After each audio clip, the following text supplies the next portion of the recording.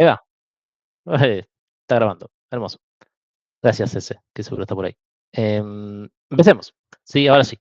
Ya tenemos todo lo que necesitamos. Ya hablamos del TP0. Al final de la clase de hoy vamos a hablar de pilas, pero todavía falta un poquito. Sí, primero necesitamos ver dos temas. Uno que un poco ya empezaron a ver, que es este, interfaces. ¿Sí? Nosotros vimos un poquito el concepto de una interfaz, ¿no? Ahí está Martín también. Hola. Buenas, buenas. Perdón, ahí te pongo. Te tengo que dar permisos. Ahí me. He dado, Ah, ya. tranquilo, pero ¿Tenés o no tenés? no tengo. Ok, ahora me lo configuro para que lo tengas. Igual veo que ya estás grabando, así que me retiro. Ok, es que justo apareció ese también y me dio permiso. Listo. Bueno, volviendo a nuestro, a nuestro tema. Interfaces. Sí, queríamos empezar a repasar un poquito este tema, ¿sí? Y verlo más puntualmente en Go, porque vimos, ustedes vieron el otro día. ¿Cuándo fue el otro día? Porque el lunes no tuvieron clase, ¿no? Porque fue feriado, entonces tiene que haber sido el jueves pasado. El jueves pasado viene un poco una introducción de esto y un poco al concepto, ¿no? El concepto de tener una implementación concreta y una interfaz que enmascara las implementaciones y que ofrece una puerta de entrada al comportamiento que uno espera, ¿no? Podemos definirlo entonces como separarlo de esas dos maneras. Tenemos una interfase que es la que me define el comportamiento, ¿sí? Me define las acciones que yo puedo hacer. Y después tengo implementaciones concretas que implementan el comportamiento de distintas maneras, ¿no? Este es un típico ejemplo de con interfaces, donde yo tengo una interfaz figura que define un área, define un perímetro, y yo después tengo distintas implementaciones de una figura, como puede ser un rectángulo, como puede ser un círculo, y cada una va a implementar, en este caso, las funciones de área, las funciones de perímetro, a su manera, ¿sí? Pero como yo sé que ambas cumplen con esta interfaz, ¿sí? ¿Qué significa cumplir con una interfaz? Uno cumple con la interfaz si implementa, ya todo esto lo saben, ¿no? Si el struct implementa los métodos que define la interfaz. Entonces, como estos dos structs, rect y círculo, implementan los dos métodos área y perímetro, cada uno, automáticamente implementan la interfase figura que tenemos acá, ¿sí? Entonces yo puedo tratar a cualquiera de los dos como una figura. Y la implementación acá se las dejo, pero la verdad que no importa, porque ya medio que la conocemos. No es nada muy raro. Lo importante es que yo después acá lo puedo usar. ¿Sí? Fíjense que tengo una función, por ejemplo, medir, que recibe una figura, y yo llamo a estos dos métodos que yo sé que tiene la figura, pero no me interesa en el fondo qué es, ¿no? Yo acá puedo llamar a medir con un rectángulo, puedo llamarlo con un círculo, y a la función no le interesa, simplemente actúa sobre ello y deja que la implementación haga lo que tiene que hacer, ¿no? Y eso justamente es la idea de todo esto. Las interfaces me van a decir qué cosas puedo hacer y las implementaciones se van a encargar de hacerlas por debajo sin que a mí me interese cómo lo hacen. Es un uso muy genérico, sí, es algo que va también un poco más allá de la materia y se puede usar en cualquier aspecto, cualquier circunstancia. Quizás a nosotros, bueno, te quería, esto ya lo mencioné en medio de paso, si me quedó medio desordenado, no importa. ¿Qué decía recién? ¿Cómo sabemos que estas dos structs, estas dos implementaciones cumplen con la interfaz? Bueno, porque simplemente tienen estos dos métodos, ¿sí? Acá explica un poco más en detalle, pero es lo mismo, ¿no? A lo que quería ir es a esto. ¿Cuándo vamos a usar interfaces nosotros al menos? ¿Cuándo más las vamos a usar? Esto también lo mencionamos. Nosotros vamos a tener TDAs que van a ser definidos por una interfaz y después vamos a tener implementaciones de esos TDAs que pueden estar implementados como sea, ¿sí? Como vemos acá, tenemos la interfaz de pila que me define cómo funciona una pila, que tiene un apilar, un desapilar. Después tenemos implementaciones concretas, una pila dinámica o una pila enlazada. ¿Sí? Cada una de estas va a estar implementada de manera distinta, internamente va a ser muy distinta a la otra, pero ambas van a tener exactamente los mismos métodos. Así que van a ser los que son definidos por la interfaz pila. Entonces, cuando yo opere con una pila, no me interesa si fue creada como una pila enlazada, una pila dinámica o una pila zaraza. ¿Sí? Simplemente la opero a través de la interfaz, que es lo que a mí me interesa. Y ya está. Esto es todo el englobe de lo que ustedes tienen que saber de interfaces. ¿Sí? Ahora vamos a mencionar un par más de cosas, pero esta es la parte importante que se lleven ya. ¿Sí? Porque esto ya es lo que tienen que empezar a hacer hoy a la noche. De todo esto que mencionamos hasta acá, ¿hay alguna pregunta, hay alguna duda, algo que no quede claro, algo que no se entienda de todos estos conceptos?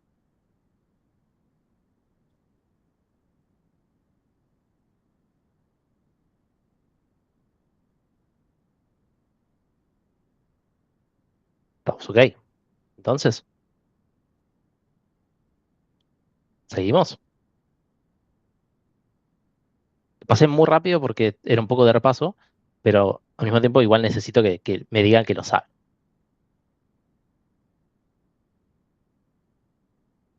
Te aparece en el chat. Es la que dice cuatro interfaces.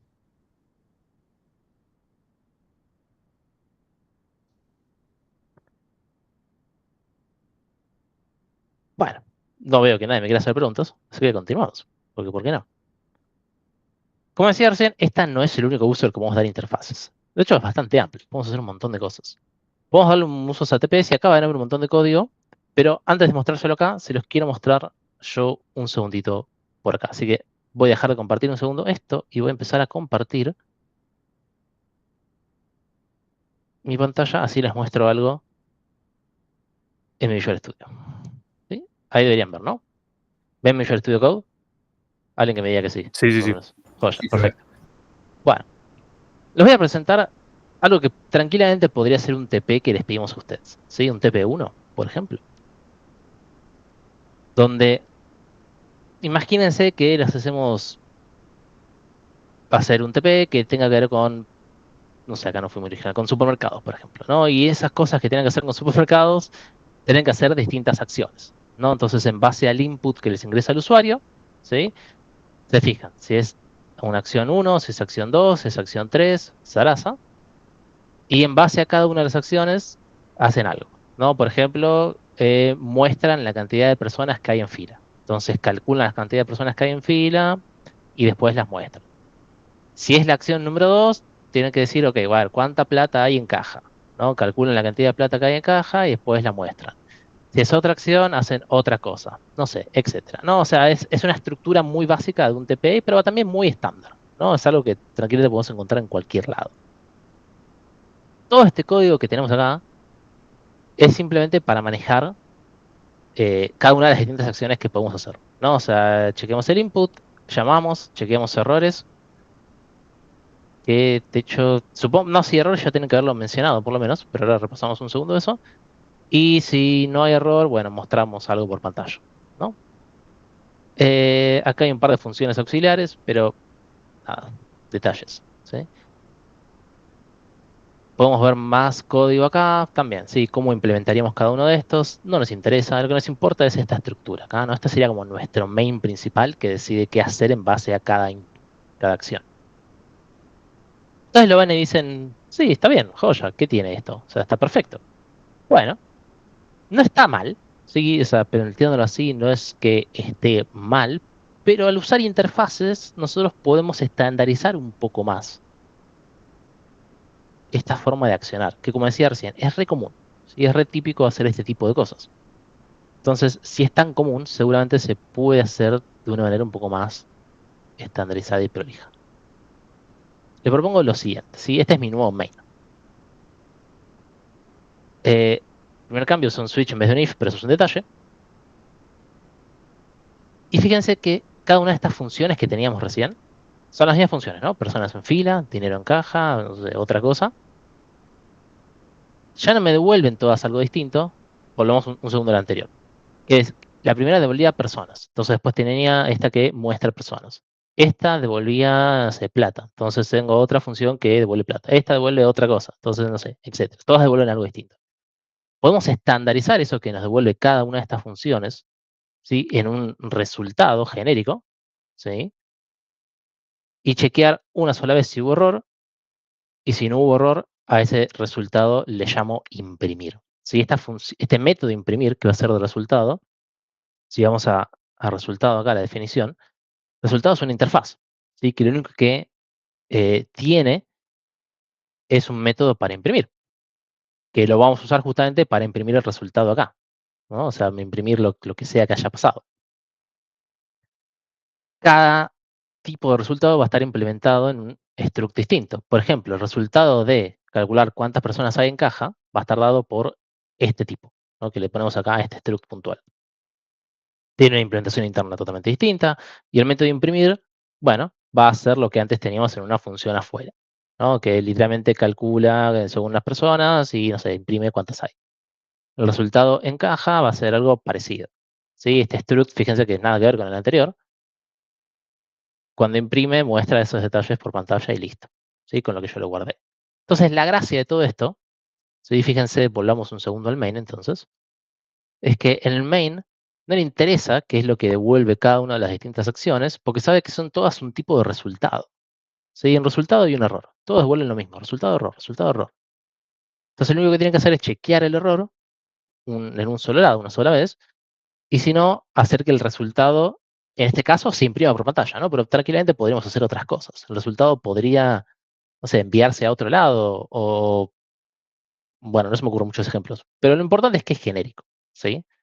Y esta es otra gran cosa que podemos hacer con interfaces. Fíjense qué más cómodo que quedó todo. Ya no tengo un main, volvamos un segundo al anterior, un main así de grande que tiene toda la lógica para llamar, para hacer los if, para mostrar por pantalla cada uno. Estos son los mismos métodos que vimos antes. Ahora el main lo único que hace es llamar a la acción, recibir un resultado y llamar al resultado a que se imprima, ¿sí? Y cada resultado, ¿sí? Que implementa la interfaz, cada resultado concreto, sabe cómo mostrarse, ¿sí?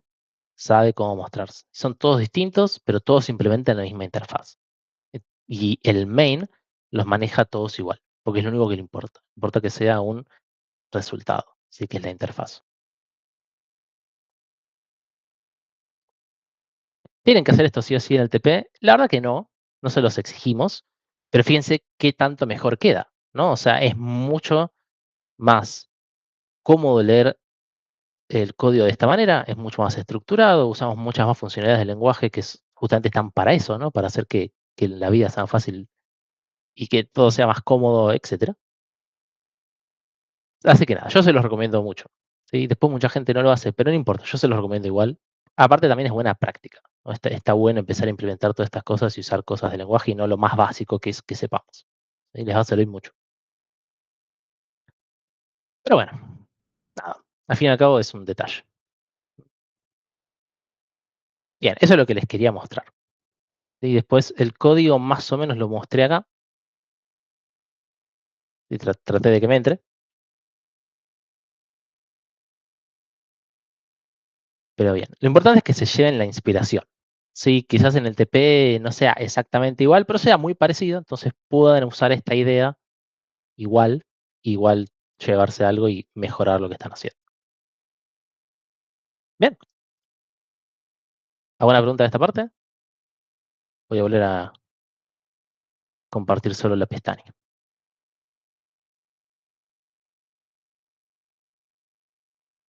Bueno, hoy están muy callados. Están muy aburridos, me parece. Este,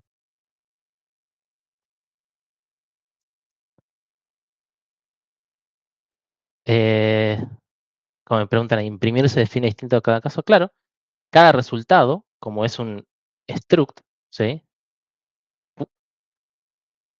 Vamos a ver. Cada resultado es un struct, entonces cada uno implementa el método de imprimir distinto. ¿Sí? Fíjate, resultado 2 y resultado 1. Imprime, hace esto. Este imprime y hace algo totalmente distinto. ¿Sí? Lo único que tienen que tener es el método de imprimir.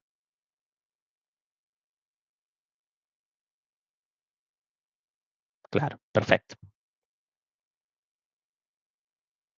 Para el TP pila, tienen, claramente les va a servir todo esto que le estamos diciendo ahora. Pero ya se los explicamos al final. No se preocupen, vamos a dedicarle un ratito a eso.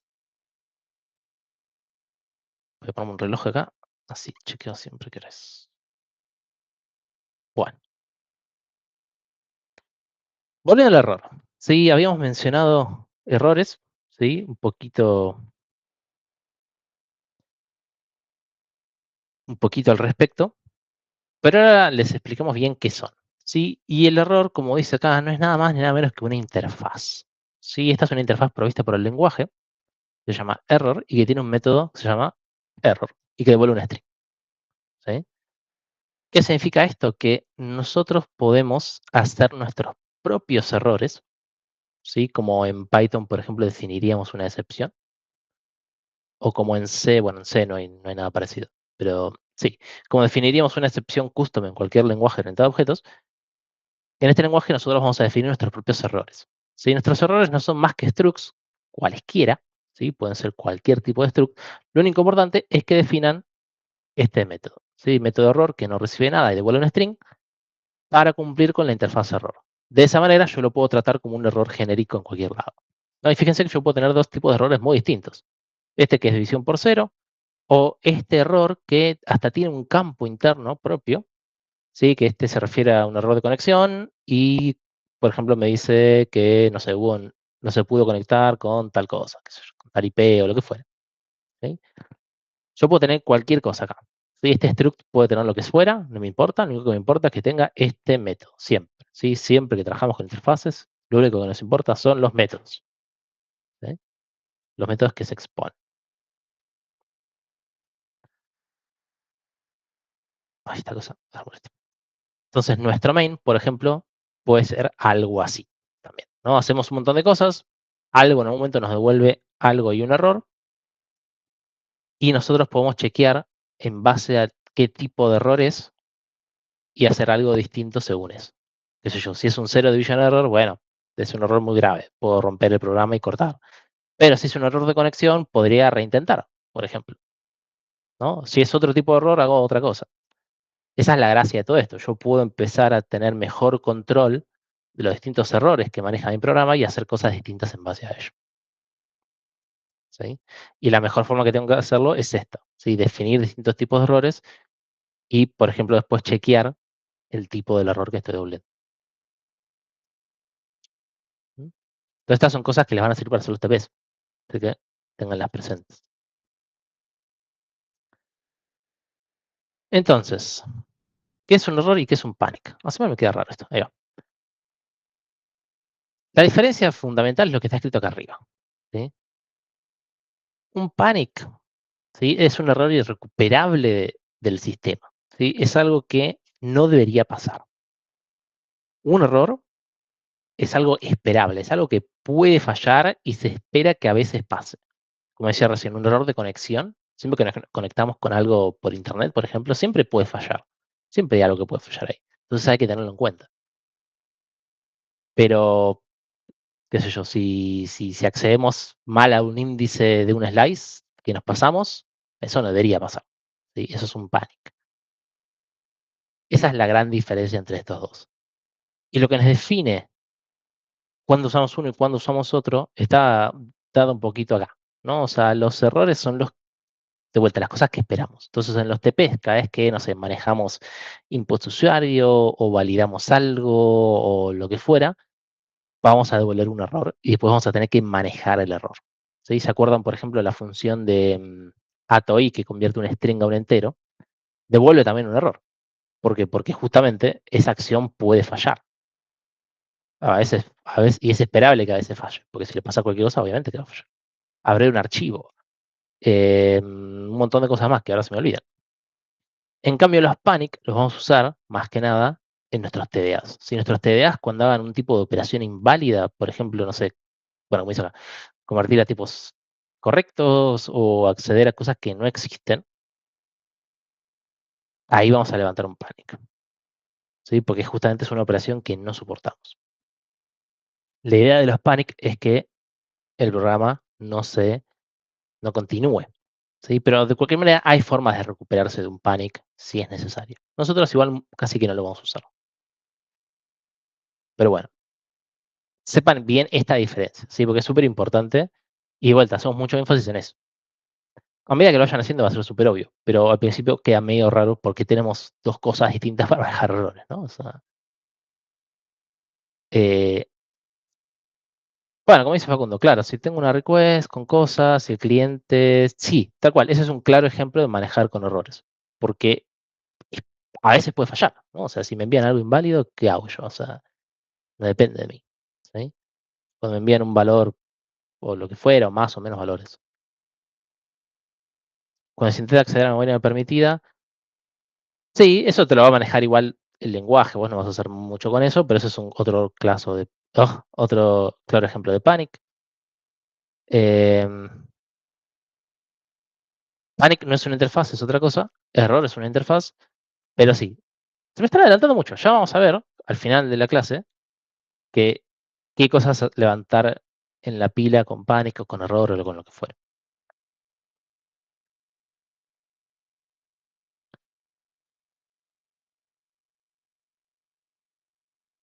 Bueno, y acá que se los mostramos un poquito con código, ¿no? O sea, yo quiero devolver un error, bueno, creo un error nuevo, ¿sí? De esta manera o de esta otra manera. O si quiero levantar un panic, llamo a la función panic. Y acá les mostramos, por ejemplo, cómo recuperarse de un panic, ¿no?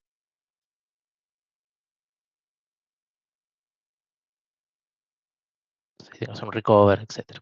De vuelta, esta sintaxis la ven y dicen, che, esto es medio raro. Todavía no se preocupen, no van a usar esto ustedes. A lo sumo se los daremos nosotros en algún lado. Bien, una última cosa de interfaces. Hay una interfaz especial que se llama Any, ¿sí? Es una interfaz, como dice acá, es una interfaz vacía. ¿Qué se refiere a esto? Es una interfaz que no tiene métodos. Si nosotros la tuviéramos definida, diría type any interface y entre corchetes ningún método.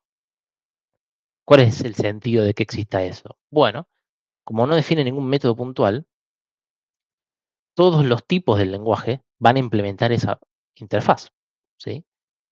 Entonces, fíjense cómo ya acá puedo definir cualquier cosa y le pongo de tipo any y va a funcionar, ¿sí? Porque justamente esa es la gracia, ¿sí? Cualquier cosa la puede implementar.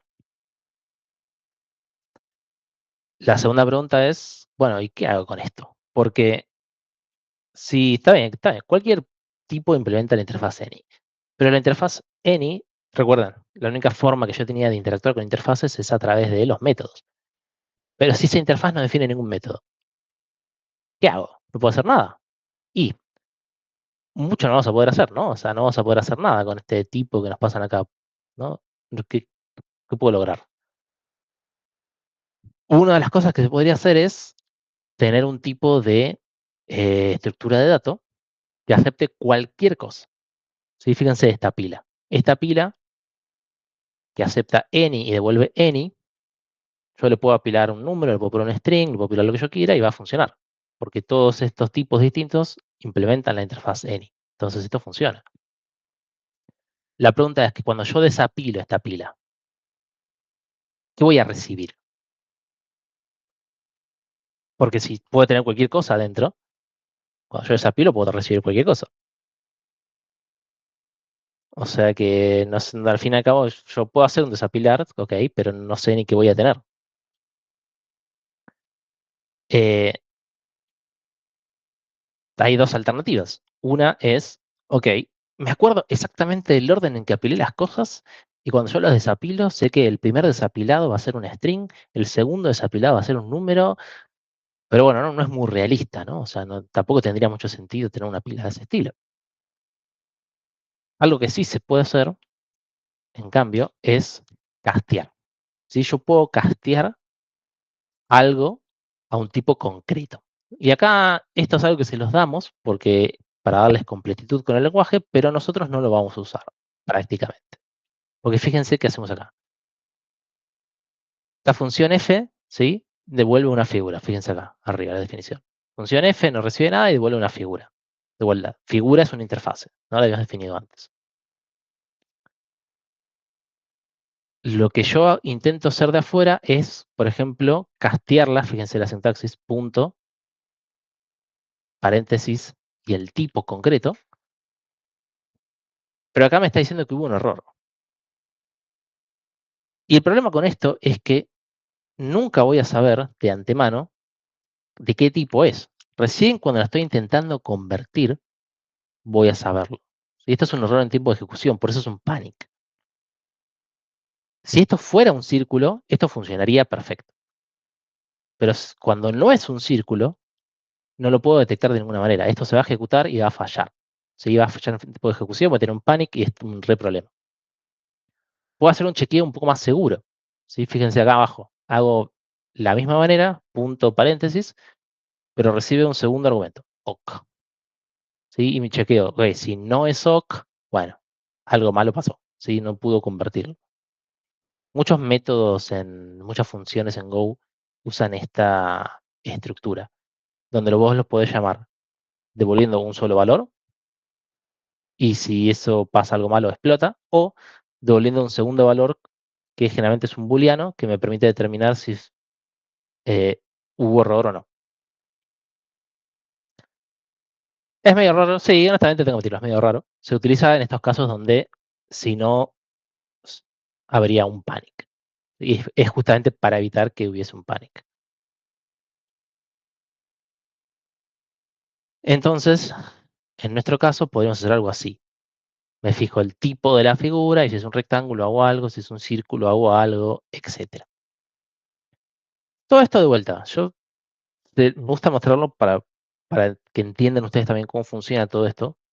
Pero nosotros no vamos a usar esto porque va un poco en contra de lo que dijimos que nosotros queremos hacer. Nosotros queremos programar y hacer cosas contra interfaces. ¿Sí? Entonces, si yo tengo una interfaz, nunca me debería importar el tipo concreto que está detrás de esa interfaz. Si les importa es porque están haciendo algo mal, probablemente. Entonces, todas estas cosas muy lindas, pero no las vamos a usar. ¿Sí? Esto me quedó al revés. ¿Sí? Esto es lo que mencionaba antes. Entonces, si no vamos a usar esto que yo decía y esto que mencionaba antes, tampoco lo vamos a usar porque la verdad que no es muy práctico, ¿no? Acordarme el orden en que apilé las cosas y qué sé yo, es bastante difícil. ¿Qué hago? O sea, ¿qué alternativas me quedan? Si no puedo hacer ni una ni la otra. Bueno, tenemos algo más que se los voy a decir en un minuto. Esta diapositiva yo la paso medio de largo. Si ustedes la quieren ver, después mírenla. La verdad que mucho no me importa. Antes de pasar al siguiente tema, que es el importante de hoy. ¿Alguna pregunta o consulta de interfaces? ¿Se entendió bien todo lo que hicimos, todos los ejemplos que dimos? ¿Cuándo los vamos a usar? ¿Cuándo no? ¿Por qué nos sirve tener interfaces? Es momento de preguntar ahora, porque si no, pasamos y ya no volvemos más.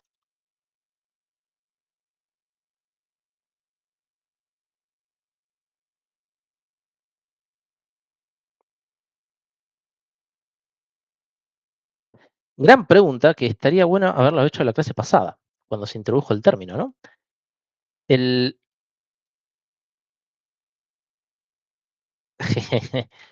Está bien, no pasa nada. Está bien igual por lo menos decirlo, ¿no? Está bien tener la duda. Pero hubiera sido que no lo hubieras dicho. El... A lo mejor que te puedo decir igual es que veas la grabación de la clase pasada porque no voy a explicarlo mejor que lo que ya lo explicaron. La idea de la interfaz, ¿sí? Para cerrar el concepto, es enmascarar comportamiento. Es para decir que puede haber un montón de implementaciones distintas de algo, pero lo que a mí me interesa es cómo ese algo funciona. ¿Sí? El ejemplo más claro es con los TDAs. Como decía, como teníamos en la diapositiva, que ya no me acuerdo de cuál era. Yo puedo tener, yo sé que existe un TDA pila, ¿no? Que todos sabemos cómo funciona la pila, ¿no? ¿Cómo funciona la pila? Tiene 4 primitivas. Apilar, desapilar, ver tope y está vacía, ¿no? O sea, todos sabemos que una pila funciona de esa manera, ¿sí? Ahora, generalmente lo que vamos a hacer es vamos a usar estos TDAs, ¿no? Si estamos del lado del que usa la implementación. Yo uso una pila, muy contento, lo único que me importa es que tenga esos 4 métodos en su interfaz, ¿sí? Que esos sean sus primitivas y ya está. Ahora bien, si yo uso una pila en Python, uso una pila en Go, uso una pila en Perl, uso una pila implementada por mi tía,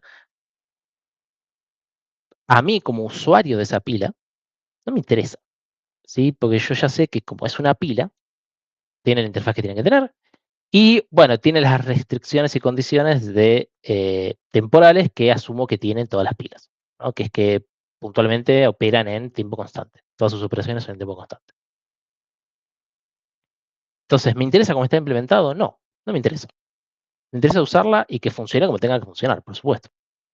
Ahora bien, si estoy del lado del que implementa el TDA, porque alguien lo tiene que implementar, si no, no funciona por magia, ahí sí me interesan todos estos detalles. O sea, ¿cómo implemento una pila? Bueno, hay muchas alternativas, hay infinitas alternativas, pero nosotros, por ejemplo, vimos dos, o hemos mencionado dos. Podemos tener una pila enlazada, podemos tener una pila dinámica. Cada una se implementa de manera distinta, pero ambas cumplen con la misma interfaz. Entonces, ambas implementaciones, podemos decir que implementan la misma interfaz, que es pila. Entonces, las puedo tratar indistintamente a cada uno como una pila, ¿sí? Y esa es la idea. Las interfaces sirven para eso, uy, me empecé de vuelta, para enmascarar implementaciones concretas que como a mí como usuario no me interesa, ¿sí? Y para establecer un mismo set de métodos y primitivas para todos. Entonces, si yo sé que algo va a implementar la interfaz de pila, yo sé que va a tener los métodos que tiene que tener la pila, que son los cuatro que ya dijimos, ¿sí? Esa es la idea de la interfaz. Y para eso es lo que vamos a usarlo más que nada nosotros. Y después repasen igual las clases, porque sé que falta un poco ahí, para entender mejor eso y para ver también los usos, ¿no? Porque vimos un montón de usos hoy de interfaces, no solamente para TDAs. Eso es solamente una pequeña parte.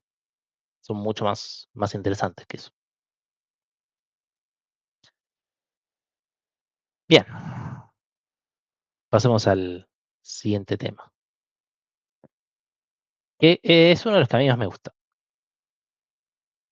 que es el que me va a permitir hacer que todo esto que hicimos hasta ahora, que hablamos de interfaces y hablamos de TDAs, yo lo puedo hacer de manera genérica para lo que se me cante, ¿sí? Fíjense, porque, bueno, esto es literalmente lo que dije recién, ¿no? Típico ejemplo, ¿no? Yo quiero tener una función que me invierta el orden de los elementos de un slice, ¿no? Entonces yo le paso un slice de enteros, hago mi hermoso código para invertir los elementos de ese slice y listo, ya está, funciona. No me preocupo más. Después viene mi compañero de TP y me dice, che, tengo un slice de strings. ¿Me haces lo mismo para invertir strings? Sí, sí, obvio, dale. Copio y pego y hago lo mismo con strings, ¿no? Porque es exactamente igual. Digo, bueno, qué sé yo, está bien. ¿Qué más voy a poder querer? ¿Puedo querer tener floats? Y bueno, sí, podría querer invertir floats también, ¿no? Podría querer invertir pepitos, qué sé yo, puede invertir cualquier cosa. Tengo un montón acá, hay infinitos tipos distintos que yo podría querer trabajar.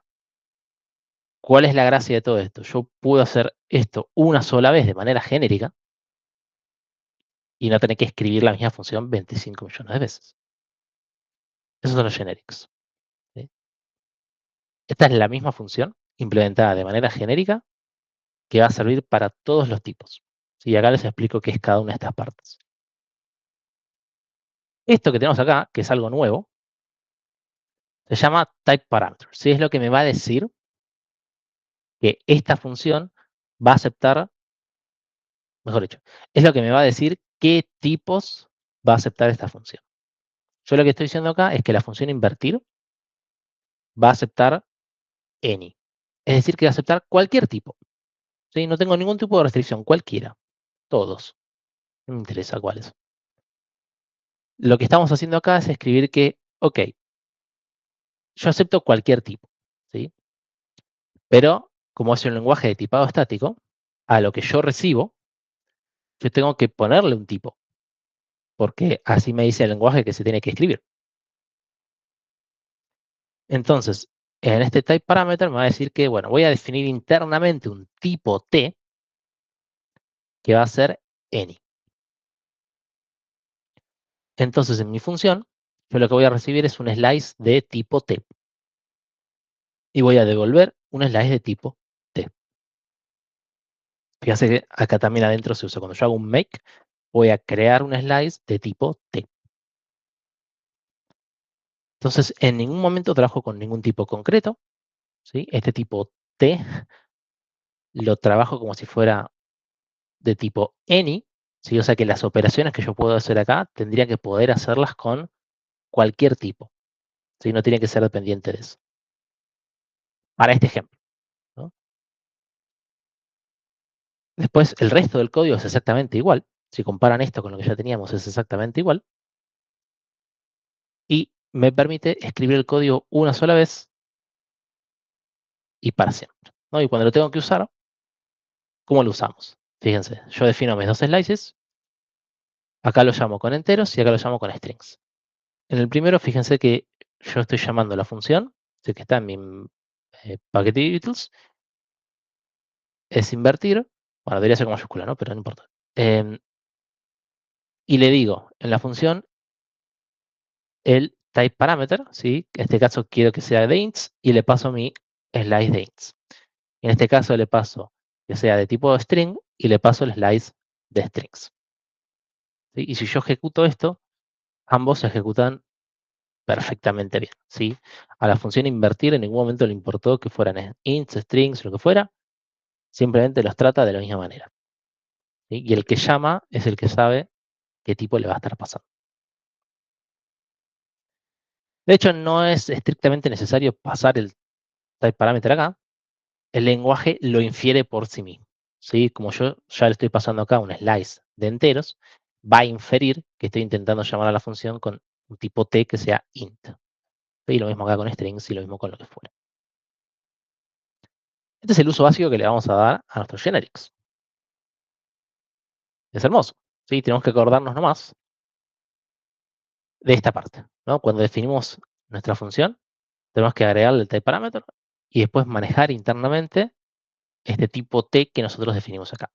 Que de vuelta, T es cualquier cosa. T es una letra que es el que se le suele poner por convención, por costumbre, pero ustedes le pueden poner cualquier cosa acá, ¿eh? No se preocupen. Esto es simplemente un alias. Es una forma de llamarlo.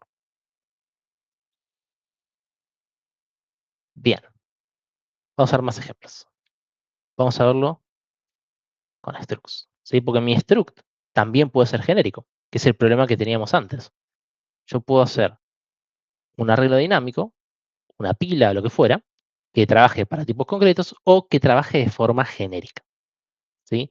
Fíjense acá, cómo defino mi struct, le voy a decir acá que tengo un type parameter T, también de tipo any, ¿sí? E internamente voy a tener un slice de tipo T.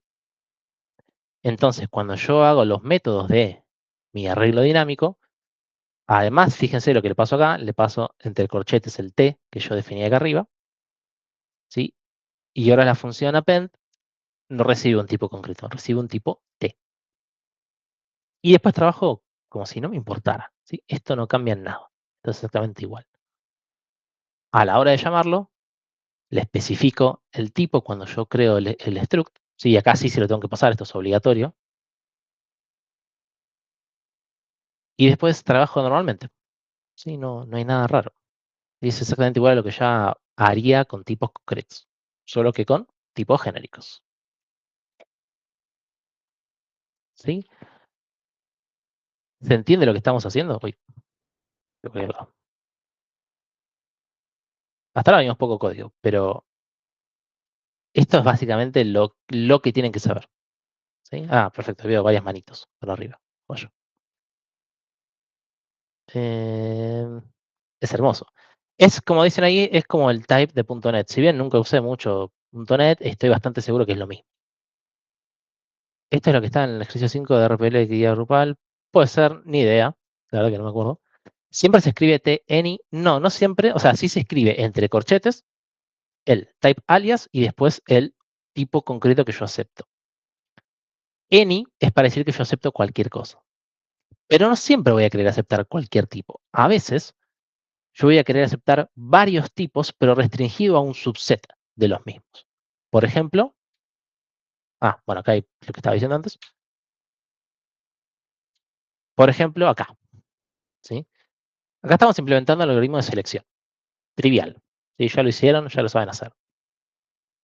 Ahora, como el algoritmo de selección implica que yo tengo que comparar dos elementos, ¿sí? Yo no puedo comparar dos elementos cualesquiera.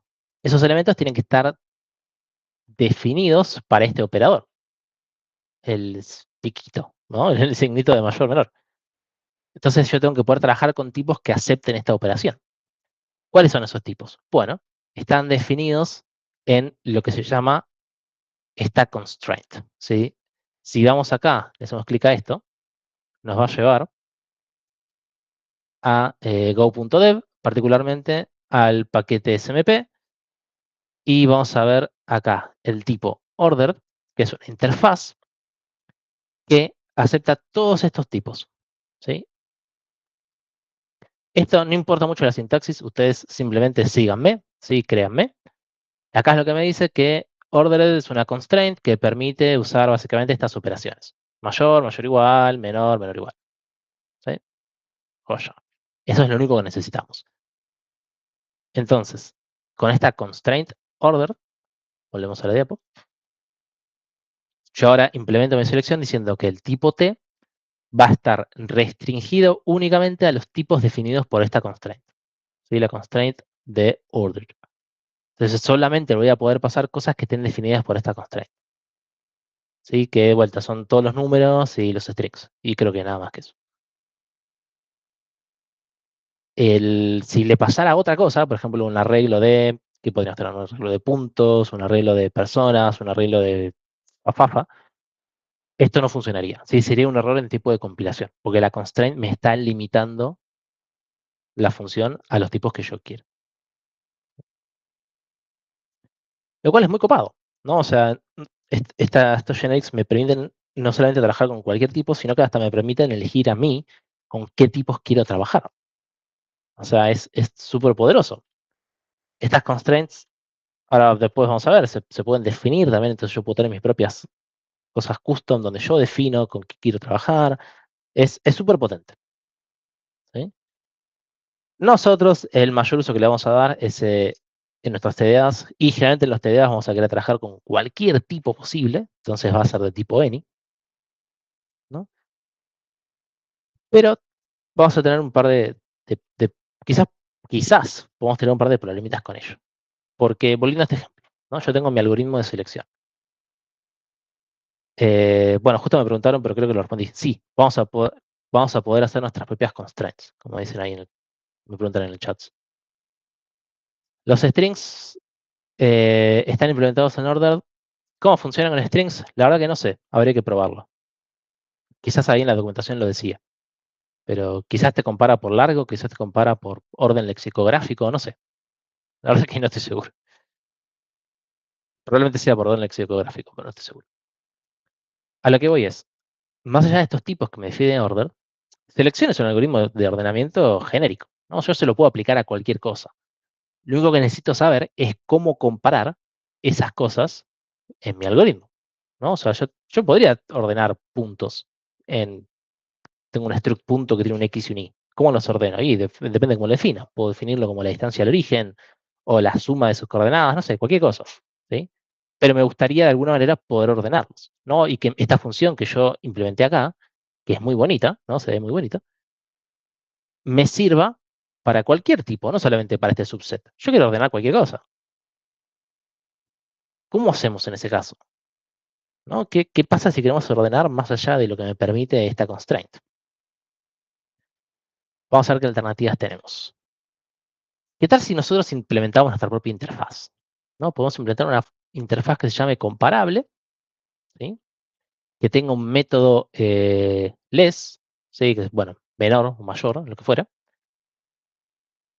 Y después podemos tener implementaciones concretas, ¿sí? Donde cada implementación concreta implementa la interfaz, a la redundancia, cada uno con su implementación concreta. Sí, dije implementación muchas veces, pero fíjense, esta cosa, ¿cómo se compara con otras cosas? Bueno, se compara usando su atributo interno valor, ¿sí? Su campo interno valor. Podría ser más complejo, podría tener como el punto, podría tener un X y un Y lo comparo haciendo que la distancia al origen sea mayor que la distancia al origen del otro. ¿Sí? Algo parecido, cualquier cosa, no importa cómo, lo importante es que cada uno lo implementa como quiere. Y digo, ok, muy bonito. Vamos a implementar ahora selección, donde en vez de usar ordered, que usaba antes, uso mi propia interfaz comparable. ¿Sí?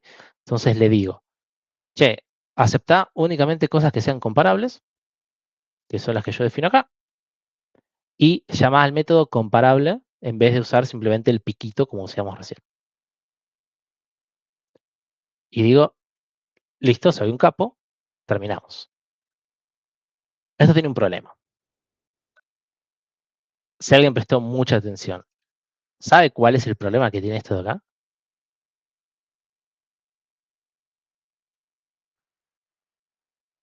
¿Por qué no puedo usar así simplemente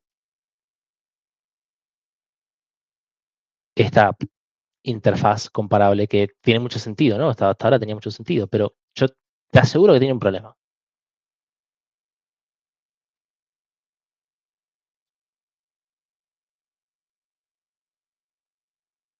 No tiene la misma sintax, es parecido.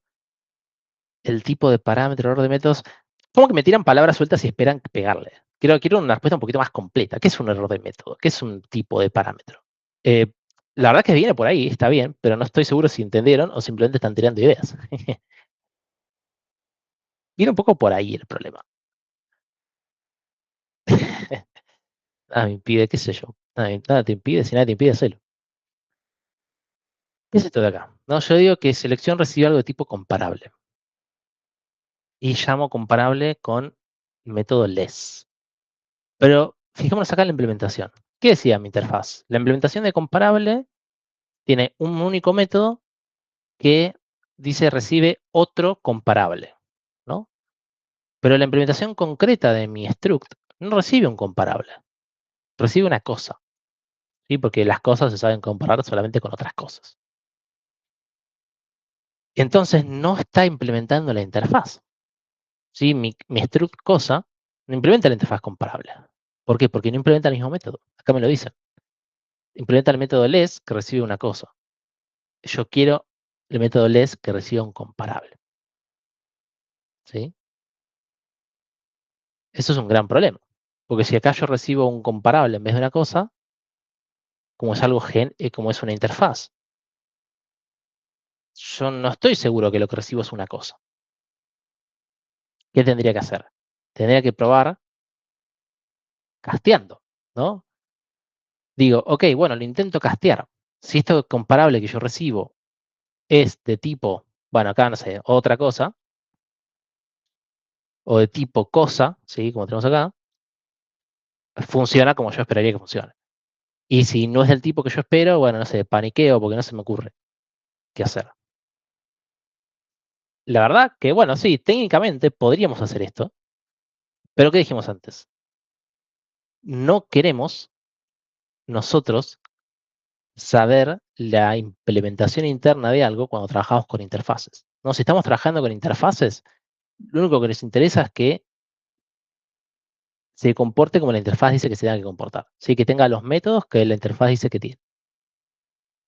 Entonces no me interesa saber, no me debería interesar cómo está hecha por adentro esa interfaz. ¿Sí? Entonces, de vuelta, si bien esto es técnicamente posible, para nosotros está mal, porque no queremos saber qué es exactamente esta interfaz, ¿sí? Cómo está implementada por dentro. Entonces, si no va por acá, sé que, ok, no puedo hacer structs con métodos, quizás pueda hacer funciones, ¿no? O sea, se me ocurre que si no puedo hacer un struct, puedo hacer una función. Vamos a hacer algo parecido. De vuelta, tengo dos structs, tengo dos funciones de comparación, ¿sí? Les A y les B, esta recibe A's, esta recibe B's, y después en mi función de selección, llego hasta acá y, ok, pará, ¿ya qué llamo? Porque de vuelta esto implementa la interfaz o no, o sea, son funciones distintas, o sea, de vuelta, sigo teniendo un problema parecido donde no tengo una forma concreta de, desde la interfaz, volver a algo que yo sepa concretamente qué es y poder llamarlo correctamente. No, no salgo ni para la derecha ni para la izquierda, para ningún lado. No, ese es el problema que tengo. No sé qué llamar, ni qué, ni a dónde, ni cómo.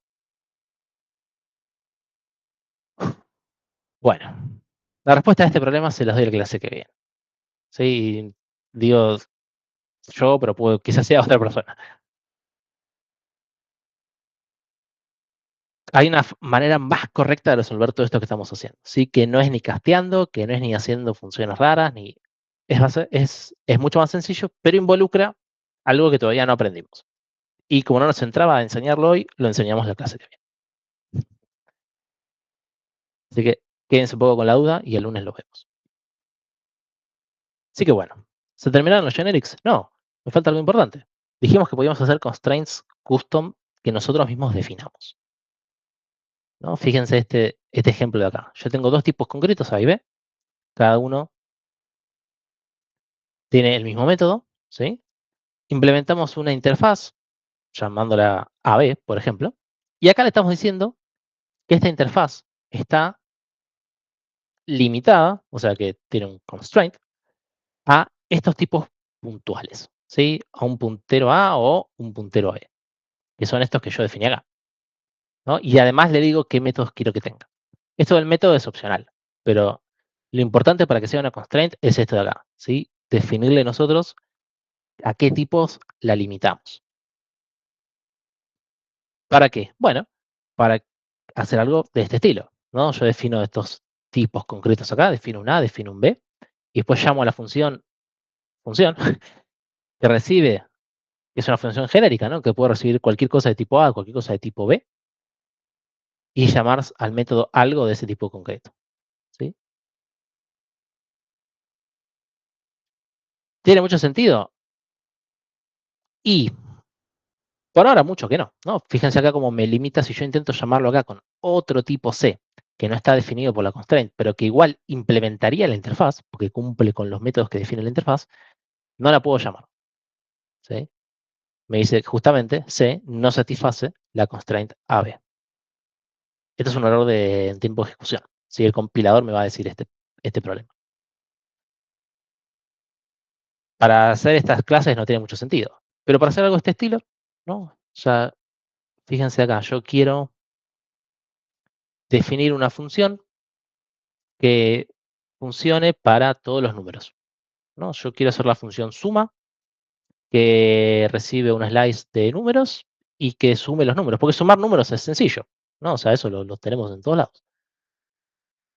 Entonces yo defino mi propia interfaz number, implemento todos los números que me acuerdo y digo, ok, bueno, ahora perfecto, la puedo usar para todos los tipos de números que yo quiero. Y no para strings, por ejemplo, ¿no? Esto sería un caso de uso totalmente válido.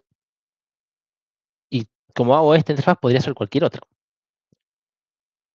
Obviamente, esto está contemplado por el lenguaje, ¿no? Y de hecho, si prestan un poco de atención, miran, che, pero te faltan un montón de tipos ahí. Ahí tenés solamente los que son signed y los unsigned y los qué sé yo. Bueno, hay una interfaz que se llama constraints integer o constraints float, que está definida en este paquete, que acá les dejo el link, que tiene esto un poco lo que quisimos hacer acá, ¿no? O sea, si tuviera que definirlo yo a mano, tendría que hacer alguna línea bastante larga. Bueno, ya alguien lo hizo por nosotros, ¿sí? Ya está hecho por el lenguaje. Justo este caso no es muy útil porque ya está implementado, pero como se me ocurrió esto, se me pueden ocurrir cosas muy parecidas, ¿sí? O sea, la idea de las constraints es que yo puedo trabajar de manera genérica, pero limitando a cierto espacio, cierto mundo que yo acepto. Un caso de uso un poco más real se me puede ocurrir que es, está bien, ustedes no tienen la escala, a veces la dimensión de los sistemas, ¿no? Un sistema para ustedes tiene un par de cientos o quizás un par de miles de líneas. Un sistema real puede tener millones de líneas de código, ¿no? Y estar siendo trabajado por un montón de equipos distintos y un montón de personas. Entonces es muy útil tener limitaciones sobre cómo trabajar con ciertas partes del código o cómo limitar el crecimiento del mismo. Entonces yo tengo una constraint que me permite trabajar con cierto objeto, que es una interfaz, y decirle, ok, contra este objeto solo lo pueden implementar los tipos que yo quiero y nadie más. Si alguien quiere venir e implementar ese objeto y trabajarlo de otra manera, no va a poder, porque yo se lo estoy limitando, ¿no? Porque tengo mis motivos para hacer eso. Quizás después quiero poder hacerlo y bueno, ok, se permite, se arregla, se agrega, etcétera, ¿sí? Pero me permite hacer ese chequeo previo y decir que nadie lo haga sin querer, ¿no? O sea, porque una de las cosas que pasa a veces con las interfaces de Go es que, como se implementan de manera automática, yo no tengo que decirle a un tipo que implementa la interfaz, ¿no? El lenguaje lo detecta automáticamente. Quizás yo a veces puedo estar implementando una interfaz que no quería, ¿no? Y termino llamando algo que no tenía que estar llamando y bueno, termino teniendo otros problemas por otros lados. Tener estas constraints que me limitan los tipos evitan ese tipo de problemas. Desde mi lado, como implementador de algo concreto, de la interfaz en este caso, yo defino quién la va a implementar y si alguien la implementa por accidente, no es un problema, porque como no está definida en la constraint, no va a pasar nada, si no va a ser parte de esa interfaz. Entonces, te lo dije todo igual muy genérico, ¿no? A ustedes quizás no les dice nada todo esto que yo estoy diciendo, pero créanme que es muy útil en casos muy puntuales. ¿Sí? ¿Tenemos algo más? No. Esto es todo lo que vimos de Generics. Es bastante cortito el tema, ¿sí? No, no es muy complejo, pero la realidad es que es súper útil y es súper potente, ¿sí? Todo lo que vayamos a trabajar a partir de ahora va a ser con Generics.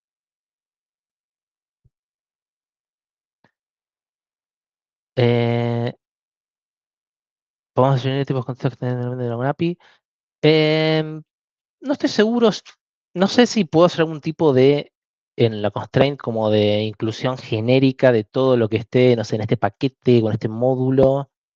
Habría que ver, creo que no, creo que hay que poner a mano vos los tipos que vos querés, que igual no es tan grave, pero no es tan copado como podría ser. Eso habría que verlo, la verdad que no estoy seguro. Pero bueno, creo que ahí le agarraron un poco la idea, ¿no? O sea, justamente viene por ahí el uso. ¿Alguna pregunta más de Generics? Sí, estos son. Esta es una buena pregunta. El ordered, cuando vimos la definición de order, tenía el new flow, el piquito antes de cada tipo. ¿Qué es eso? Por ustedes no importa. Sí, o sea, no, por ahora no le embola eso, si lo ven. Y por ahora es tipo durante toda la materia.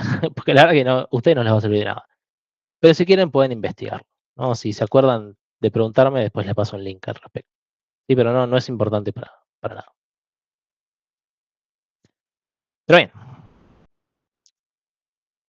más preguntas de Generics es ahora o nunca, porque con el ratito que nos queda nos vamos a concentrar en la entrega de pila que van a tener que hacer pronto.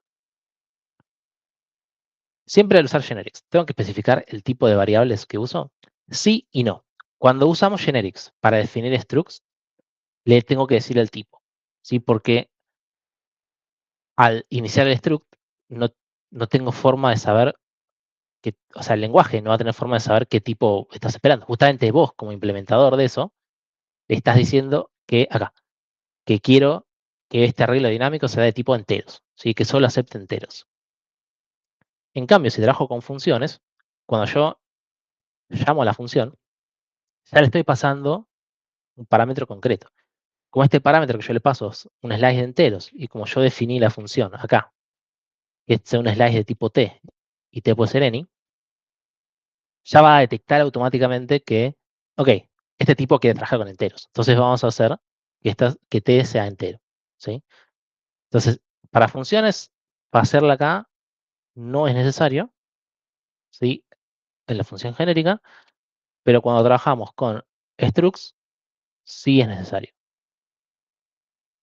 ¿Sí? Esa es la mayor diferencia.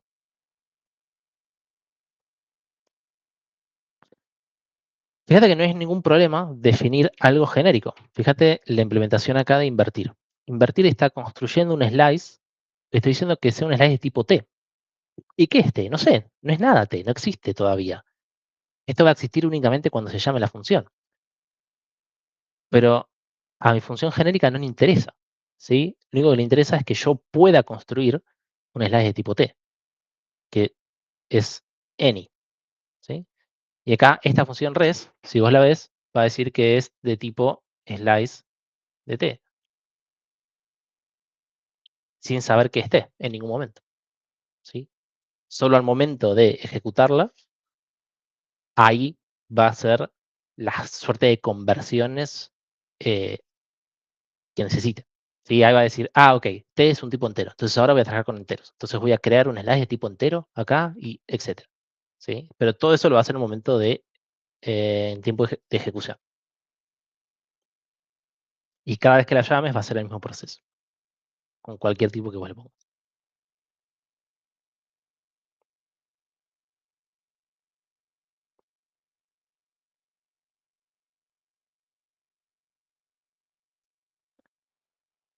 Tranquilamente acá podría tener un bar.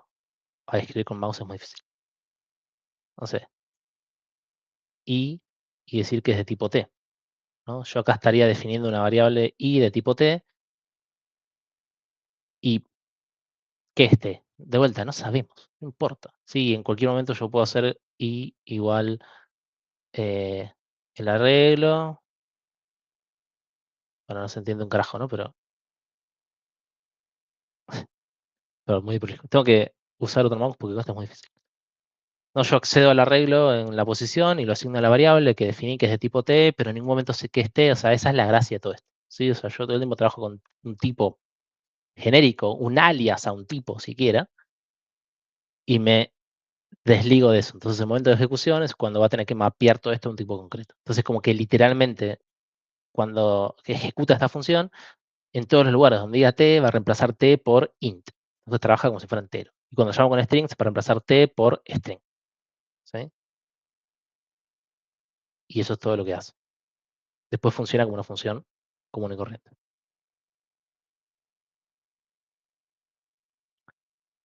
Bueno. Perfecto. Pasamos al último que queremos ver hoy. ¿Sí? Ya no hay más conceptos que aprender, pero sí hay laburo por hacer, que es nuestro primer TDA. Uy, TDA pila. ¿Sí? Si vamos al sitio, vamos a ver que está publicado ya el TP. Sí, acá, como hoy es 27 de marzo, está publicado. La fecha de entrega va a ser el 3 de abril. Sí, también la fecha de límite, etcétera. Y si entramos a pila, vamos a ver todo lo que tenemos que hacer, pero primero que nada, vamos a verlo desde acá, así vamos charlando las cosas. Primero que nada, sí, voy a ya lo vemos. ¿Cómo vamos a tener estructurado nuestro código? Y esto es lo que vamos a tener para todos nuestros TDAs. Y creo que lo mencioné yo en algún momento. Lo que les recomendamos que tengan, o medio que les exigimos ya a esta altura, es que tengan un módulo que es TDAs, ¿sí? Donde van a tener cada TDA en un paquete distinto. Entonces, todo el directorio TDAs va a ser un módulo y cada uno, y en el mismo vamos a tener un directorio por cada TDA que vayamos a hacer, el cual funcione como un paquete, justamente, ¿no? Porque así es como funciona. Y dentro de cada paquete vamos a tener el código de cada TDA. Entonces, para el paquete pila, vamos a tener el directorio pila y adentro vamos a tener estos tres archivos: pila go, pila dinámica y pila test. ¿Mm? Para otras entregas, vamos a tener dentro de TDAs otro directorio que represente otro paquete, por ejemplo, para cola, para lista, para hash y ya no me acuerdo de todo lo demás. ¿Sí? Entonces, sí, una vez que ya tenemos esto, ¿qué es una pila? ¿No? Y cómo funciona una pila y puntualmente cómo lo hacemos funcionar con nuestro código en Go. ¿Se acuerdan que nuestra pila tiene qué interfaz? Qué primitivas, no me salía la palabra, va a tener nuestra pila. Alguien que me diga. Las dije hace un Apilar, rato. desapilar y ver tope. Ahí, como dijeron en el chat. Sí, y una más. Y si está vacía. Está vacía. Fue súper útil. Sí, para que es súper útil.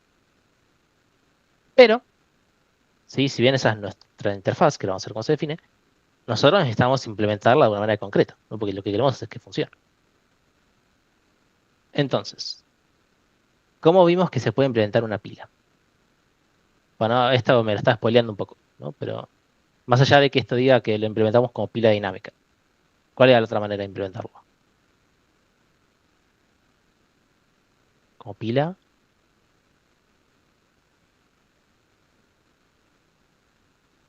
Dinámica. Dinámica es la que ya vimos y la otra manera era con nodos. Bueno, ¿y cómo es nodo? Enlazada. Ah, me lo dijeron. ¿Sí? Tenemos dinámica y enlazada. ¿Había alguna mejora en una de las dos implementaciones con respecto a la otra?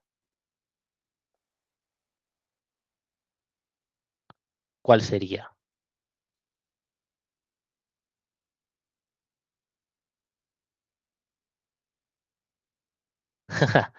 Ok, es una buena diferencia.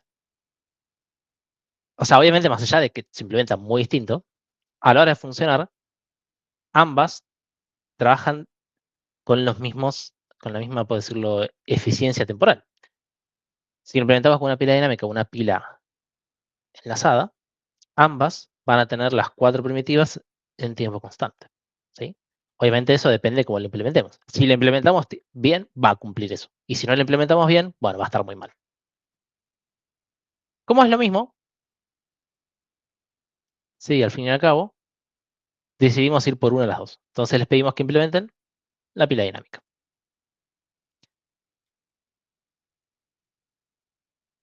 En este archivo piladinámica.go, que van a tener que hacer ustedes, vamos a tener que definir dos cosas, primero que nada. La implementación para la estructura interna, ¿sí? Básicamente el struct de pila dinámica, ¿sí? Que de vuelta es un struct genérico, como vemos acá. Nosotros les recomendamos que sea de esta manera, que tenga el slice de tipo T genérico y además guardemos la cantidad, ¿sí? De elementos almacenados. Pero además de la definición del struct, les vamos a pedir que tengamos una función que me permita crear un elemento de ese tipo, ¿sí? Fíjense que la función crear pila dinámica, también genérica, me va a devolver algo de tipo pila T, ¿sí? De vuelta, pila va a ser la interfaz. Pila dinámica es la implementación. La función crear pila dinámica me va a crear un objeto, un struct de tipo pila dinámica y lo va a devolver. Y esta función, al devolver una interfaz, quien la llame, va a usar esa pila que devuelve como una interfaz, ¿sí? Si bien nosotros estamos diciendo explícitamente que estamos creando una pila dinámica y el que la llama esta función sabe que está creando una pila dinámica, esto es más didáctico que otra cosa. Esto es para nosotros, ¿sí? Hacerlo así. Cuando ustedes en un lenguaje cualquiera llaman a una función de crear un TDA, nunca le pasan exactamente qué tipo de TDA están creando. Bueno, tal vez en Java, pero en cualquier lenguaje con un poco de sentido común, no. Entonces, generalmente esto mucho no se hace. Pero bueno, de vuelta, para nosotros es un poco también algo más didáctico. Entonces, les pedimos que en la función de crear se llame crear pila dinámica puntualmente, ¿sí? De vuelta, esta función crear pila dinámica me va a devolver un puntero a una nueva instancia de este struct y lo voy a devolver como la interfaz, ¿sí? Y lo que nos resta hacer después es implementar esta pila dinámica, ¿no? Vamos a ver un poquito cómo lo hacemos. ¿Qué vimos ya? No, estas diapositivas están medio al pedo, pero si yo quiero trabajar con strings, creo una pila de strings. Si yo quiero trabajar con enteros, creo una pila de enteros. Si quiero trabajar con sombreros, creo una pila de sombreros. Obviamente, esto no es lo que vamos a hacer, ¿no? Nuestra pila va a ser genérica, ¿sí? De vuelta acá debería ser pila dinámica. Entonces, estas diapositivas me parece que quedaron medio viejas, pero no importa. Lo importante es que así va a ser nuestro struct, ¿sí? Esto es lo que le sugerimos. Acuérdense siempre de el type parameter para indicarnos cómo estoy restringiendo los tipos, ¿sí? Y el alias que yo le pongo. Y esta es la interfaz, ¿sí? Y estas son las primitivas que vamos a tener que implementar en nuestra pila dinámica, que son las que ya dijimos, ¿sí? Vamos de la más fácil a la más difícil. Está vacía, a ver todo, apilar, desapilar. Ahora vamos con apilar y desapilar. Pero esta vacía y ver tope son bastante sencillas, ¿no? Pero depende mucho, obviamente, de cómo la implementemos y que nos acordemos de cómo se implementa. Para eso vamos a repasar rápidamente cómo funciona nuestro apilar y desapilar en una pila dinámica, ¿no? O sea, puntualmente, la pila dinámica, como vimos, tenía por debajo, o sea, por dentro, un slice, ¿sí?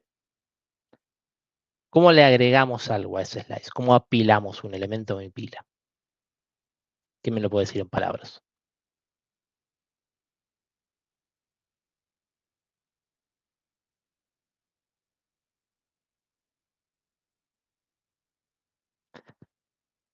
Puede ser, pero más manualmente, ¿no? Si vamos al detalle. Yo sé que mi struct pila dinámica adentro tiene un campo que es un slice. ¿Sí? Indicando el índice que quiero poner, está bien, me dicen, tengo que poner en el slice, en un índice, el nuevo valor. La pregunta es, ¿qué índice?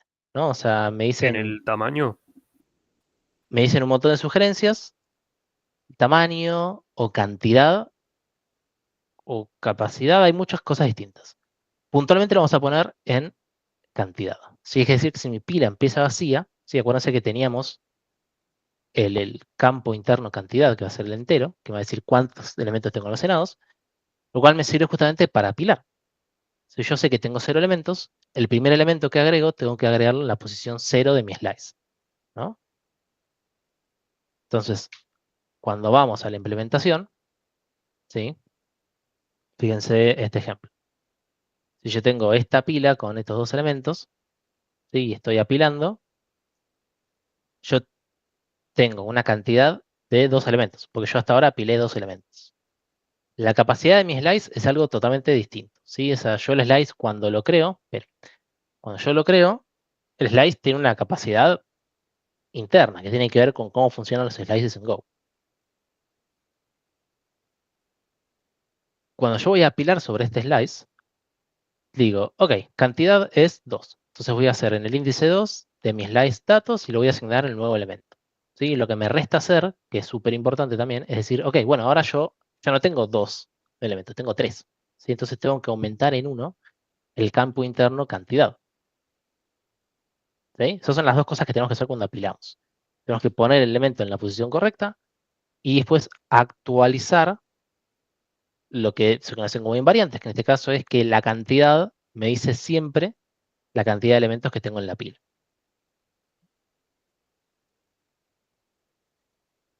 Similarmente, ahora vamos a ver casos borde y más cosas puntuales, pero ya me están diciendo, sí, pero ya vamos a eso. Antes de eso, esto es apilar.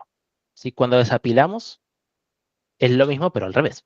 ¿Sí? Si yo quiero eliminar un elemento de una pila o desapilar, lo único que tengo que hacer es restar 1 a la cantidad y ya está. ¿Sí? No tengo que sacar nada de ningún lado. ¿Por qué? El slice, si bien va a tener el elemento todavía adentro, ¿sí? Porque al hacer esto no hacemos nada raro. Ahí. El slice queda exactamente igual. Pero la siguiente vez que yo apile, como cantidad me dice que ahora hay 1, el siguiente elemento que yo voy a apilar lo voy a agregar en la posición 1. Entonces, ¿qué pasa? Lo que sea que yo tenía acá adentro, no está mi puntero, ahí va. Lo que sea que yo tenía acá adentro, es como si no lo tuviera, porque lo voy a pisar. Si voy a hacer el insert, lo voy a meter acá, y esto lo voy a borrar. Entonces no me importa que quede ahí, indefinida, porque, total, no lo voy a ver. ¿Sí? ¿Y por qué no lo voy a ver? Porque, bueno, cuando yo haga la primitiva der tope, que es la que me faltaba, ¿qué voy a devolver? ¿Cuál es el tope de mi pila en todo momento?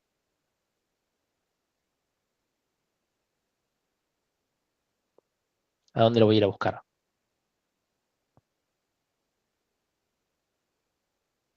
Bien, bien, me gusta que digan cantidad o cantidad menos 1.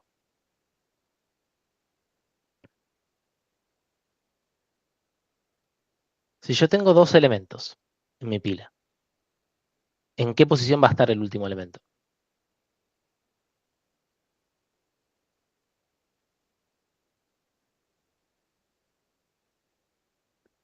Está bien, va a ser en la posición 1, que es cantidad menos 1, justamente. ¿No? Porque es justamente en cantidad es donde voy a meter el siguiente. Y donde puedo tener justamente basura, que es la que en teoría borré.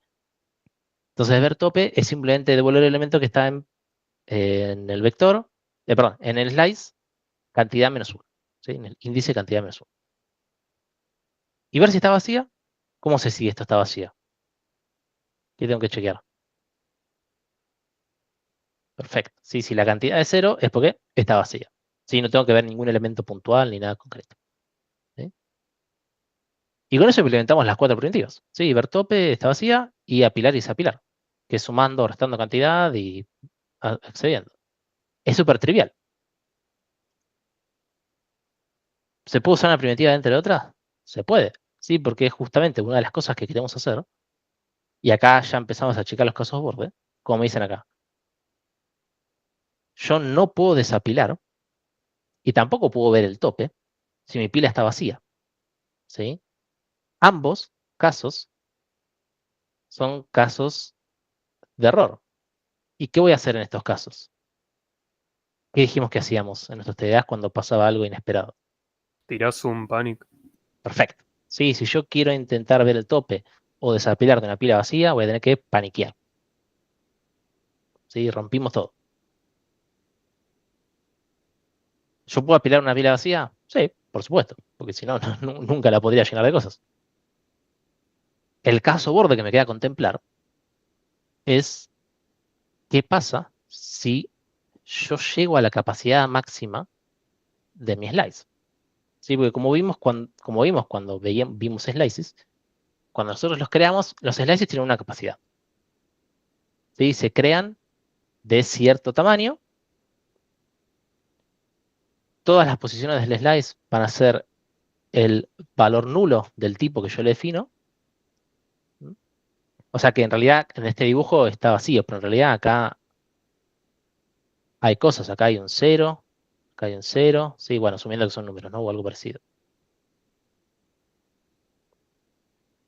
Cuando yo llegue hasta acá arriba y la capacidad sea 5, perdón, no, la capacidad no, cuando la cantidad sea 5, y esto sigue siendo 4, me pasé, sí, se me llenó la pila. Y si después quiero hacer un apilar nuevo, voy a intentar acceder a la posición, bueno, en realidad a la posición 4, pero no se entiende.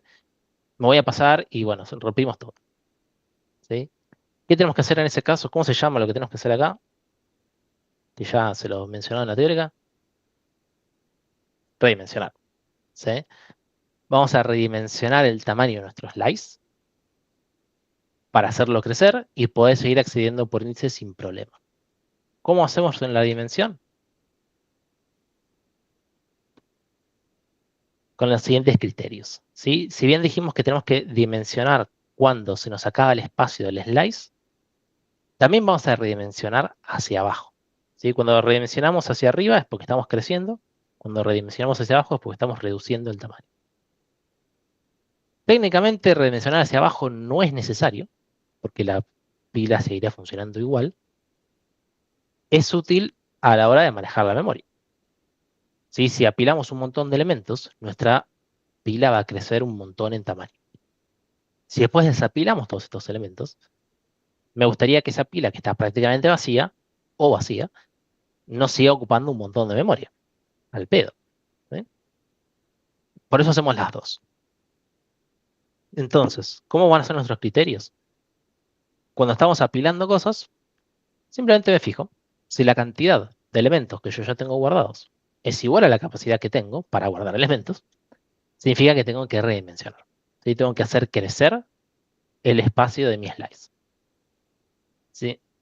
Por lo tanto, la nueva capacidad de mi slice va a tener que ser el doble que la capacidad anterior. ¿Sí?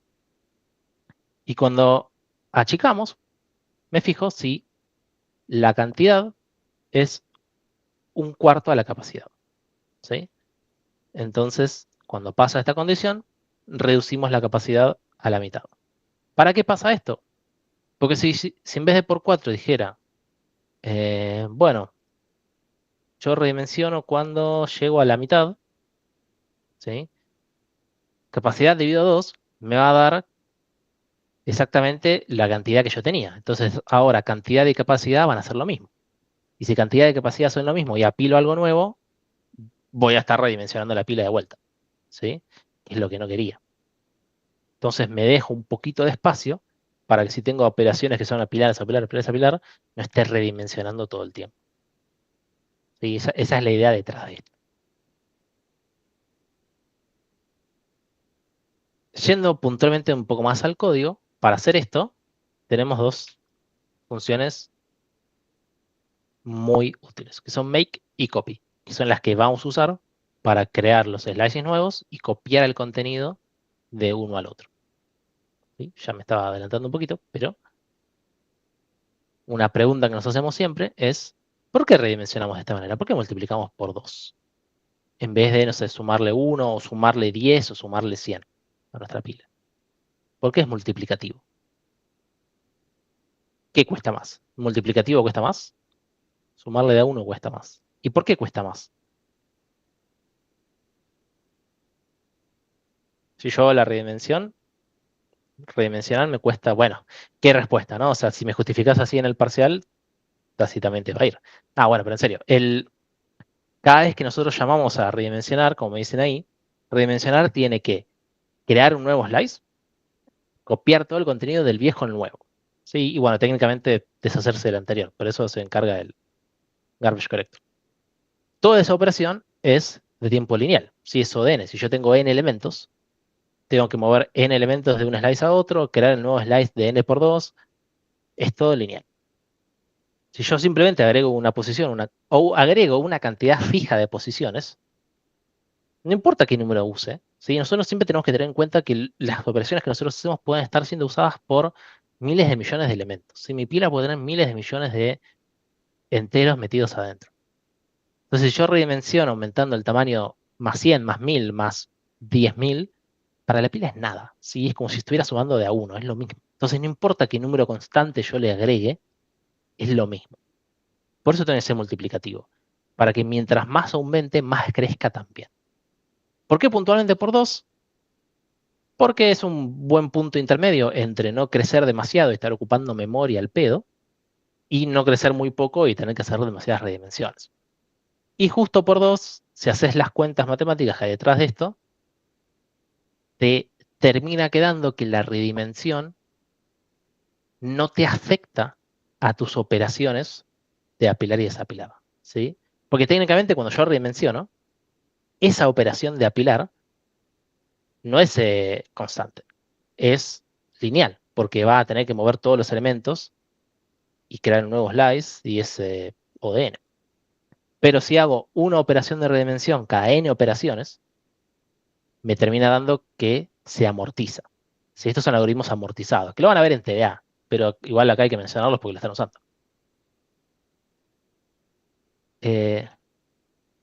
Entonces es por eso.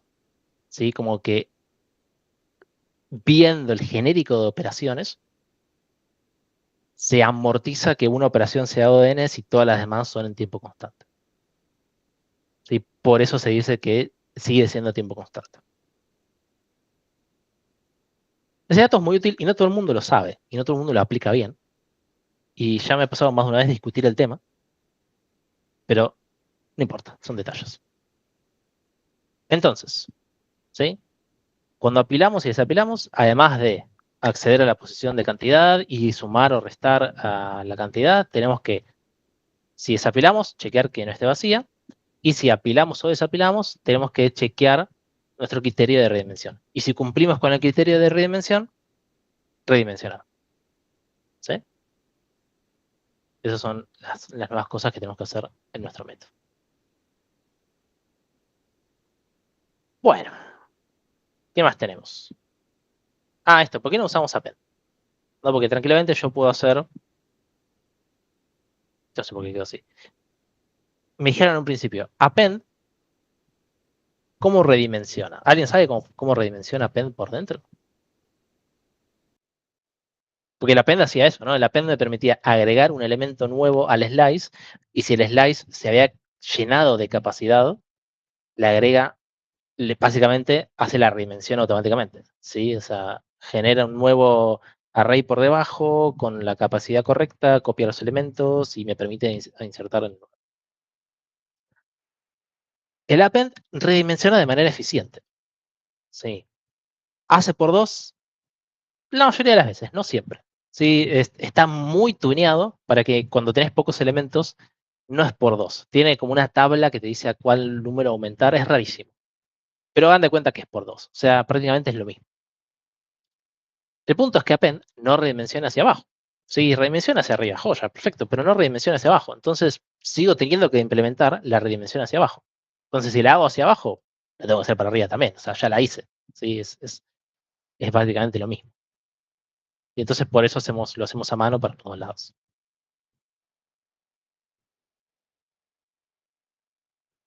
Bueno. Acá, bueno, hasta tienen el código de cómo redimensionar. Fíjense que les damos demasiadas cosas, me parece. Que hacen el make, el copy, etc. Después lo ven con tiempo. Vamos a la segunda parte de lo que tienen que hacer. ¿Sí? Porque todo esto tiene que ver con el código de la implementación de pila. Pero además tenemos que hacer un par de pruebitas. ¿Sí? ¿Cómo accedemos a la capacidad? Bueno, repasen la clase de slices y fíjense cómo acceder a la capacidad de un slice. ¿Sí? Ojo.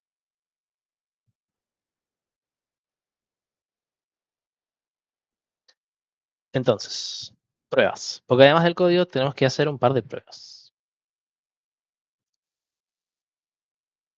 Vamos a hacer un archivito que se llama pila test, ¿sí? Donde vamos a ir probando que nuestro TDA funcione de la manera correcta.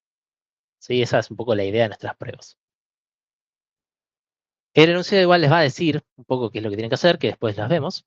¿Sí? La idea es que estas pruebas que nosotros hacemos, ¿sí? Que, bueno, ahora es tema de testing y pruebas, es algo que se ve un poco en intro, que depende del curso se trata un poco más, un poco menos. Si estuvieron conmigo lo tratamos más o menos, habría que haberlo tratado un poco más, pero bueno, se va mejorando. La idea es que estas pruebas sí sean lo más atómicas y... Ya estamos en hora. Bueno, voy a terminar rápido. Que sean lo más atómicas y unitarias posibles. ¿Sí? Entonces, cada prueba que hagamos no tiene que depender de ninguna otra prueba. Sí, va a tener que tratar de probar cosas concretas y ser lo más pequeñas posibles. Cada prueba va a estar en una función. Sí, estas funciones van a ser independientes entre sí. Sí, la idea es que cada prueba, de vuelta, sean concisas. Prueben la menor cantidad de cosas posibles. Idealmente una sola cosa. Sí, pero con TDAs a veces es un poco difícil.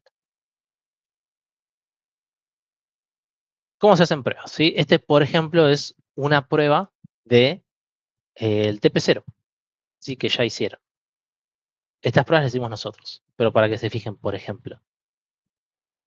Teníamos, ¿se acuerdan que tuvieron que implementar la función escadena capicúa? Entonces, la prueba para ver que eso funcionase correctamente es algo así.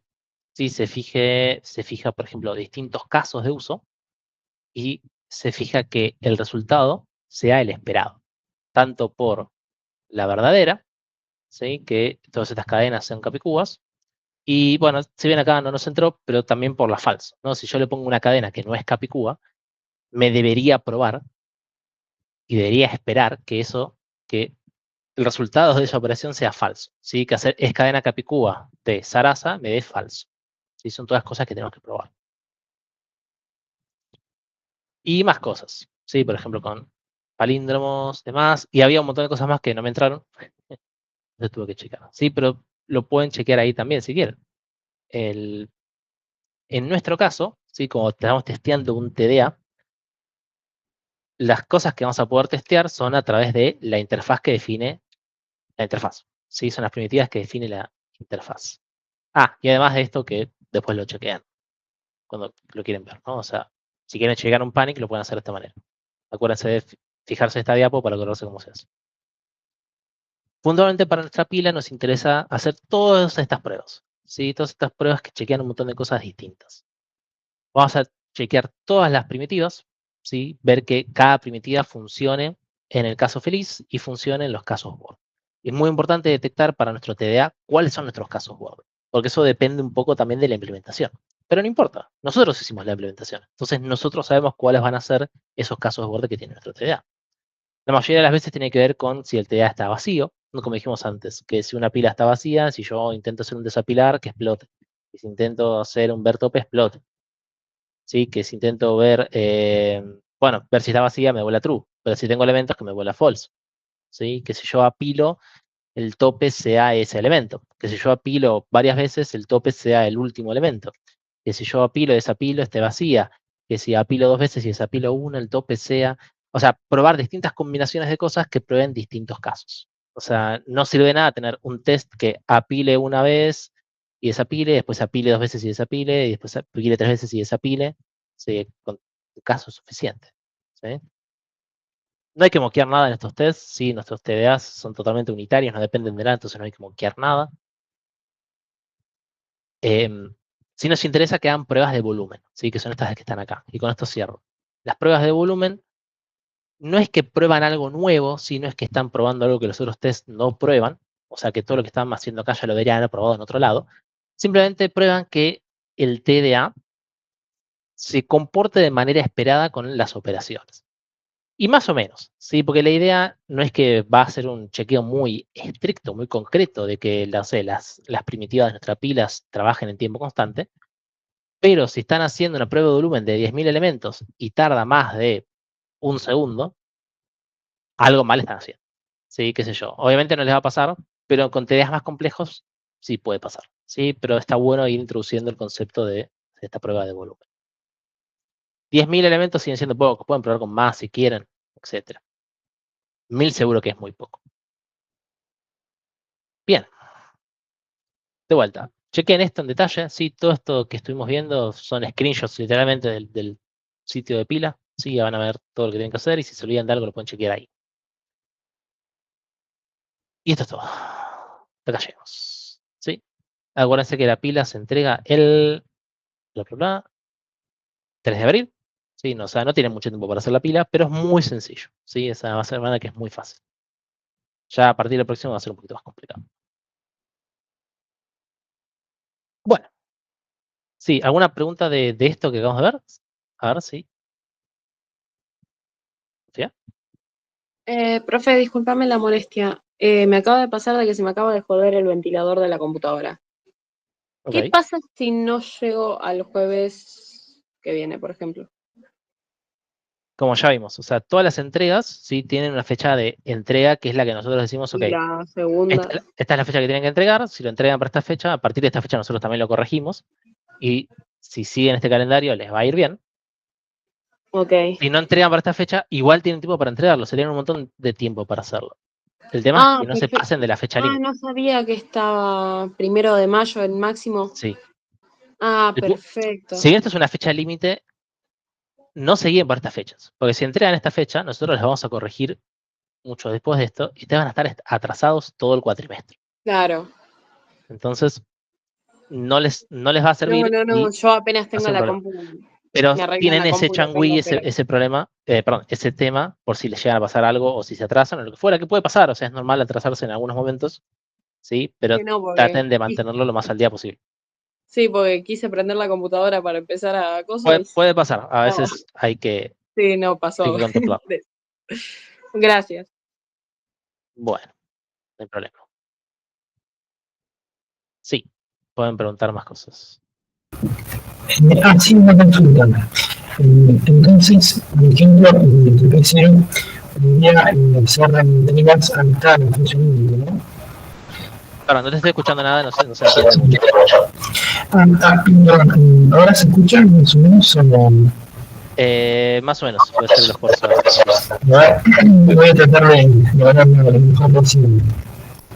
Sí, quería preguntar si del TP0 y para los TPs, si se puede hacer reentregas hasta la fecha límite. Sí, O sea, para cualquier entrega, justamente el tiempo entre la fecha de entrega y la fecha límite sirve para que ustedes hagan reentrega, ¿no? Y si les pedimos que mejoren algo, lo mejoran. Esa es la idea, justamente. Vale, buenísimo. Entonces, hay otra cuestión sobre eso, de entregas. Si, por ejemplo, considero que sé yo, trazo con un TP y me dejo de hacer entregas de TP anterior, me queda la mejor nota de todas esas entregas, ¿no? Perdón, ahora sí que no te estoy entendiendo mucho. Si quieres, escribime por el chat Cuando hay mucha Dale, bola. dale. Escribe por el chat la duda que tengas y te puedo contestar ahí mejor. Bueno, no puedo detener la grabación, pero supongo que se detendrá cuando finalice la call, así que no hay problema. Pero bueno, como decía, si quieren pues ya pueden irse, nos vemos en la siguiente clase. Sí, en las entregas, o sea, si el TP está aprobado y piden reentregar justamente es para subir nota, o sea, la idea es eso. O sea, generalmente si les mandamos a reentregas porque el TP no está aprobado. Entonces, eso. MB es de muy bien, o Martin Buchholz, depende del contexto.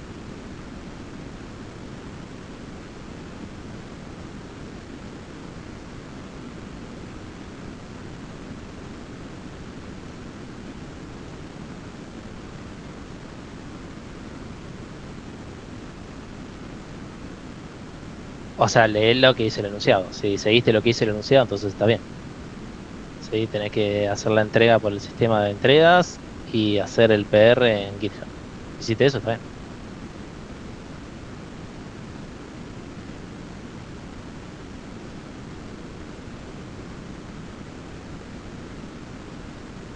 El TP0 se considera aprobado cuando el corrector te diga que esté aprobado, básicamente. O sea, el TP0 o sea, no es importante porque no tiene nota. O sea, es simplemente para que nosotros chequeemos que estén cursando la materia. O sea, ¿significa que lo tienen que hacer? Sí. ¿Lo tienen que probar? Sí. Pero generalmente se pone una nota pseudo conceptual por eso. Sí, los TDAs en general no tienen una nota numérica. Se le pone bien, muy bien, reentrega. Afectan después la nota del TP que involucre a esos TDAs, ¿no? O sea, todos los TDAs que estén haciendo ahora van a influir en la nota del TP1 también. Lo mismo para los siguientes con el TP2 y lo mismo para los siguientes con el TP3.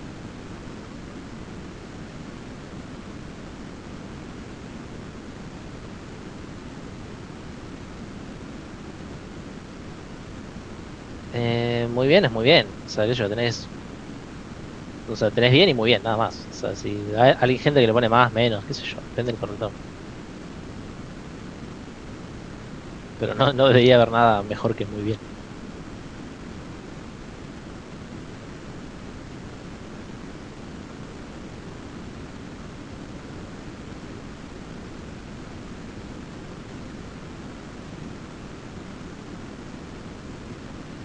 Bueno, ¿qué más? Si no hay nada más, nos vemos próxima. Sí, ahora creo que necesito que alguien termine de grabar la sesión, pero se pueden ir tranquilos que ya empezamos. Muchas gracias, profe. Hasta luego. Hasta luego. Adiós, bye bye. Todos. A ver si con la otra cuenta.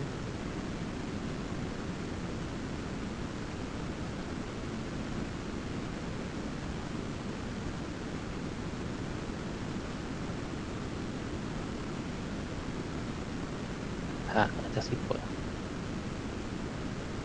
Listo.